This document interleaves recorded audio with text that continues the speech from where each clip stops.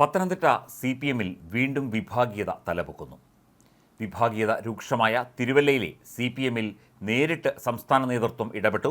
CPM Thiruvalla area secretary Francis V ആന്റണിയെ നീക്കി.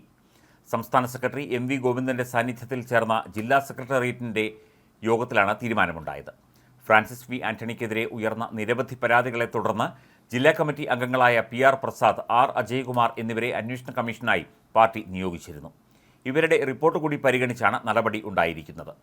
കഴിഞ്ഞ തദ്ദേശ തെരഞ്ഞെടുപ്പ് കാലയളവ് മുതലുള്ള പരാതികളാണ് ഉള്ളത്. പാർട്ടി സ്ഥാനാർത്ഥിക്ക് വോട്ട് മറിച്ചു നൽകാൻ നിർദ്ദേശിച്ചതടക്കമുള്ള പരാതികൾ കമ്മീഷൻ മുമ്പാകെ എത്തിയിരുന്നു.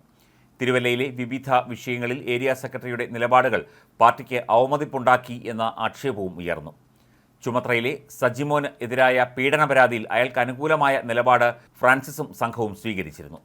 ഫ്രാൻസിസും ജില്ലാ സെക്രട്ടേറിയറ്റ് അംഗം അഡ്വക്കേറ്റ് R സനൽകുമാറുമായി നേർക്കുനേർ യുദ്ധവും നടന്നിരുന്നു.